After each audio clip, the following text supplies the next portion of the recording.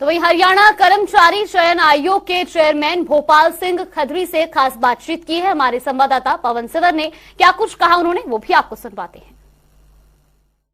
हरियाणा के जिन युवाओं ने सरकारी नौकरी के लिए आवेदन किया हुआ है और जो सीईटी की ग्रुप सी की परीक्षा के लिए तैयार हैं, साथ ही ग्रुप डी के लिए जो आवेदन कर रहे हैं, उन युवाओं के लिए ये बहुत ज्यादा जरूरी खबर है। ये आप जरूर देखिए, क्योंकि इस वक्त मेरे साथ हरियाणा कर्मचारी चयन आयोग के चेयरमैन भोपाल सिंह खदरी मौजूद हैं। युवाओं से जुड़े तमाम मुद्दों पर बातचीत करेंगे।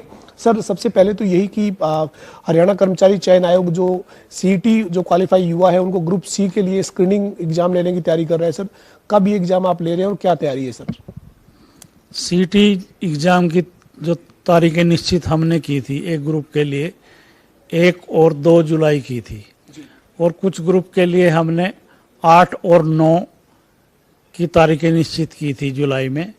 कुछ ग्रुप के लिए हमने 15 और 16 तारीखें जुलाई की ही निश्चित की थी, मगर हम ये डेट जो है पोस्टपोन कर रहे हैं आज। वो हम इसलिए कर रहे हैं कि हम आज या कल में ही सीईटी का डिटेल रिजल्ट डाल रहे हैं। पहले हमने जो सीईटी का रिजल्ट डाला था वो हमने पब्लिक डोमेन में नहीं डाला था और हमने कैंडिडेट को बताया था कि आप अपना लॉगिन आईडी पे जाके सिर्फ आप अपना रिजल्ट देख सकते हैं। तो अब हमने, चूंकि हमने ग्रुप वाइज कट ऑफ बतानी पड़ेगी, कैटेगरी वाइज बतानी पड़ेगी, तो कोई कैंडिडेट ये आरोप ना लगा दे कि इन्होंने किसी ऐसे कैंडिडेट को शॉर्ट लिस्टेड कर लिया है जिसके मार्क्स कम थे। तो इस आरोप से बचने के लिए आयोग ने ये निर्णय लिया है आज ही कि हम जो एग्जाम की तारीखें हैं उनको पीछे ले जा रहे हैं, पोस्टपोन कर रहे हैं। डिटेल रिजल्ट हम डाल रहे हैं आज और कट ऑफ बताने के बाद ही हम जो है अगली परीक्षाओं की घोषणा करेंगे। खदरी साहब, ये तो आपकी जो ट्रांसपेरेंसी है उसका एक पार्ट हुआ, चूंकि आपने कहा कि कोई युवा आरोप ना लगा दे। युवा के आरोप से पहले ही आपकी जो ट्रांसपेरेंसी है उस लिहाज से भी सभी का रिजल्ट, डिटेल रिजल्ट सबके सामने होगा, तो कोई मुकदमा कोर्ट में नहीं जाएगा, कोर्ट में मुकदमेबाजी भी नहीं होगी और युवाओं का जो स्थिति है वो भी क्लियर हो जाएगी। मतलब इसलिए ये फैसला लिया गया है। बिल्कुल बिल्कुल, आपने बिल्कुल सही कहा कि कोई कोर्ट में भी नहीं जाएगा और ये आरोप भी नहीं लगाएगा कि पिक एंड चूज किया है। अब पब्लिक डोमेन में सारा रिजल्ट जानने से एक दूसरे का भी रिजल्ट पता होगा और इसके साथ साथ हम उस रिजल्ट में सोशो इकोनॉमिक के नंबर जो कैंडिडेट ने क्लेम किए हैं वो भी बता रहे हैं सबको। तो कैंडिडेट को ये पता लग जाए कि दूसरे व्यक्ति ने झूठ बोल के सोशो इकोनॉमिक नंबर लिए हैं, या उसी को ये लगे कि मेरे ये नंबर जुड़ के आ रहे हैं जो मैंने फॉरगो कर लिए थे या विड्रॉल कर लिए थे। उस स्थिति में भी उसको मौका देंगे कि कल उसके ऊपर एफआईआर दर्ज ना हो फाल्स इन्फॉर्मेशन की, या हम उसको सिलेक्शन करने के बाद बाहर ना करें, ऐसी स्थिति ना हो। तो हम सब कुछ आज पब्लिक डोमेन में आज या कल में डालने जा रहे हैं। तो ये सर, आपने जो 1-2 जुलाई को, फिर 8-9 जुलाई को, 15-16 जुलाई को जो अलग अलग चरण में आपने कैटेगरी के हिसाब से एग्जाम लेने की तैयारी की थी, अब आप इसको पोस्टपोन करें चूंकि आप पूरा डिटेल रिजल्ट जो है वो डालने जा रहे हैं। तो इसके बाद सर फिर प्रोसेस कितना और ज्यादा लंबा हो जाएगा? मतलब कितने दिनों बाद आप ये परीक्षा ले पाएंगे? मतलब टेंटेटिव क्या उम्मीद करते हैं सर? तो अब हमारा जो शेड्यूल बनेगा वो लगभग 15 और 16 जुलाई के बाद ही बनेगा और 15 और 16 जुलाई के बाद हर सैटरडे और संडे को हमारा एग्जाम जैसे हमने पहले शेड्यूल बनाया था, अब वो शेड्यूल एज इट इज रहेगा, पर 15-16 के बाद ये शेड्यूल जा रहा है। अब सर, इसके साथ ही जो आपने एक फार्मूला बनाया है ग्रुप सी के लिए स्क्रीनिंग के लिए कि जो कुल अभ्यर्थी है उनका आप जो मेरिट में जो टॉपर है यानी 4x4 है उनको आप बुला रहे हैं, लेकिन इस मामले में विपक्ष भी राजनीतिक तौर पर भी सरकार को घेर रहा है, कर्मचारी चयन आयोग पर सवाल खड़े कर रहा है कि ये क्या फार्मूला है कि आप सिर्फ 4 गुना को बुला रहे हो? जब 3.5 लाख लोगों ने परीक्षा पास की है तो फिर आप उनको सबको मौका क्यों नहीं दे रहे हो? नहीं, ये तो सीईटी एक्ट का पार्ट है, जो इंस्ट्रक्शंस और एक्ट सरकार ने निर्धारित किए हैं, हम तो उसके हिसाब से चलेंगे। सरकार ने जो एक्ट बनाया है हम तो फॉलो करना पड़ेगा ना वो। तो अगर ये कोई मुद्दा है या ये सरकार के लेवल पे निर्णय होना है कि 4 गुना होने चाहिए, 10 गुना होने चाहिए, 12 गुना होने चाहिए, या सब एलिजिबल कैंडिडेट जो हैं वो सब को मौका मिले, ये सरकार के लेवल पे निर्णय लेने हैं। कोर्ट ने भी इसके ऊपर मोहर लगा दी। कोर्ट में जब कुछ अभ्यर्थी गए थे तो सरकार के इस एक्ट पे कोर्ट ने ये कहा कि जो सरकार का फैसला है और जो कर्मचारी चयन आयोग ने इम्प्लीमेंट किया है वो ठीक है। मतलब कोर्ट का कोई एतराज ऑब्जेक्शन तो नहीं आया इसके ऊपर? नहीं, कोई कोर्ट एक्ट को नहीं प्रभावित कर सकती। उन्होंने कहा कि ये कानून बनाया है अब सरकार ने, और कैसे शॉर्ट लिस्टेड करना है ये सरकार को और HSSC को देखना है, तो हम इसमें इंटरफेयर नहीं करेंगे। इसके साथ ही सर ग्रुप डी के लिए भी आज आपने एक बड़ा फैसला लिया है, और जो युवा अभी तक आवेदन किसी भी कारण से नहीं कर पाए थे उनको एक बार फिर से मौका दिया गया है।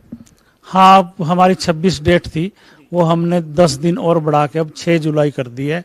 और कि जो बच्चे रह गए हैं किसी टेक्निकल वजह से या हमारी साइट बिजी होने की वजह से या कुछ कोरेक्शन उसने करना था उसकी वजह से, तो अब 6 जुलाई तक इस तरह के कैंडिडेट अप्लाई कर सकते हैं। सर, जो ग्रुप डी के जो अभ्यर्थी हैं वो अब 6 जुलाई तक आवेदन कर सकते हैं, 10 तारीख तक वो फीस सबमिट कर सकते हैं, लेकिन ग्रुप डी का जो CET है सर वो कब तक लिए जाने की उम्मीद करें? मतलब तैयारी जो कर रहे हैं उनको एक आपके माध्यम से बात जाएगी तो एक अवसर मिलेगा कि इतना समय है उनके पास तैयारी करने के लिए। CET का एग्जाम NTA ने लेना है, और हमने LTA को मेल करके टेलीफोनिकली भी और लेटर लिख के भी ये कहा है कि हम सितंबर माह में डी ग्रुप का एग्जाम लेना चाहते हैं। आप डेट निश्चित करके हमारे बताएं ताकि हम कैंडिडेट को बताएं कि वो उस हिसाब से अपनी तैयारी करें।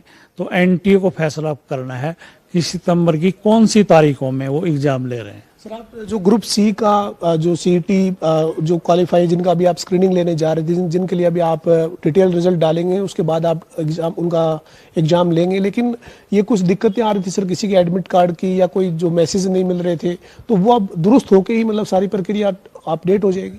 हाँ, ये एग्जाम पीछे हटाने का इसमें एक कारण और भी है कि कैंडिडेट को फॉर्म भरते टाइम उसने बहुत बड़ी गलतियां की थी। जैसे गलतियां, एक मैं एग्जाम्पल देना चाहूँगा कि उसने ये भरना चाहिए था कि diploma in MPHW, diploma in staff nurse, diploma in VLDA, उसने ये शब्द ना लिख के, ट्रेड ना लिख के डिप्लोमा लिख दिया। तो जब हमने सर्च करने थे 4 गुना या अप्लाइड फॉर, तो हम तो पोस्ट पे जा रहे थे कि इस पोस्ट के 4 गुना को सिलेक्ट कर लो, तो हमारा सॉफ्टवेयर वो कर नहीं पा रहा था क्योंकि कैंडिडेट ने ट्रेड का नाम ही नहीं लिखा था, उसने सिर्फ डिप्लोमा लिख दिया था।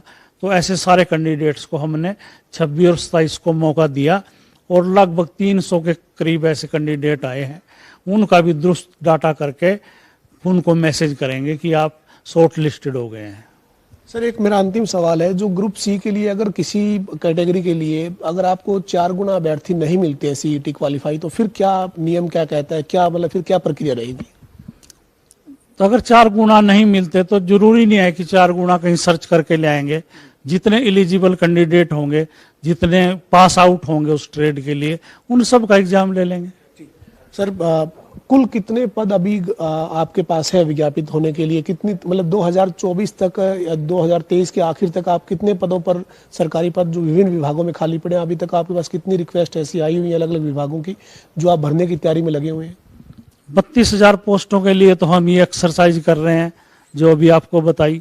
6,000 पुलिस के पद हमारे पास हैं, और 7,500 TGT टीचर जिनकी DV हम 5 तारीख से शुरू कर रहे हैं, और 13,000 D क्लास के पद हमारे पास आए हुए हैं। इस तरह से लगभग 60,000 पद हमारे पास आए हुए हैं, और मुझे पूरी उम्मीद है कि 31 दिसंबर 2023 तक ये सारे पद हम भर के इस प्रदेश के युवाओं को एक अच्छा खुशखबरी देंगे, रोजगार का मौका देंगे। सर, हरियाणा के युवाओं को हरियाणा कर्मचारी चयन आयोग के चेयरमैन भोपाल सिंह खदरी की क्या अपील है, क्या कहेंगे जो युवा ग्रुप C और D के लिए तैयारी कर रहे हैं उनको? यही है कि वो ध्यान लगाकर पढ़ें, तैयारी करें अपनी। कुछ हमारे पास टेक्निकल प्रॉब्लम है, वो कुछ कैंडिडेट की तरफ से भी हैं, कुछ हमारे लेवल पर भी हैं, इसलिए एग्जाम की डेट दिन पर दिन पीछे जा रही है। इससे निराश होने की जरूरत नहीं है, देर आएंगे दुरुस्त आएंगे, सब कुछ ठीक करके ही आपका एग्जाम लेंगे। आप सबको मेरी तरफ से बहुत शुभकामनाएं। आप अपने एग्जाम की तैयारी कीजिए। बहुत धन्यवाद, शुक्रिया सर। हमारे साथ हरियाणा कर्मचारी चयन आयोग के चेयरमैन भोपाल सिंह खदरी थे। जो बात इन्होंने कही है कि जो कुछ तकनीकी खामी है, उसकी वजह से देरी हो रही है, लेकिन देर आएंगे लेकिन दुरुस्त आएंगे। युवाओं को निराश होने की जरूरत नहीं है। पारदर्शिता और जो मेरिट आधार है हरियाणा में नौकरियों का, हरियाणा कर्मचारी चयन आयोग के दावे के मुताबिक उसी आधार पर युवाओं को रोजगार मिलेगा। और जो कुछ दिक्कतें हैं उसमें कहीं ना कहीं अभ्यर्थियों ने भी अपने आवेदन को भरते वक्त गड़बड़ी की है, गलतियां की हैं, जिनके चलते और साथ ही कर्मचारी चयन आयोग में भी कुछ तकनीकी स्तर पर जो दिक्कतें हैं उसके चलते अब जो ग्रुप सी का जो अभ्यर्थी हैं जिनको सीईटी क्वालिफाई थे, जिनके लिए अब अलग अलग विभागों के लिए उनका स्क्रीनिंग एग्जाम होना था, वो जो तारीखें थी जो 2 और 3 जुलाई से आगे 8, 9 जुलाई और 15-16 जुलाई को एग्जाम होना था, उन तारीखों को पोस्टपोन किया गया है।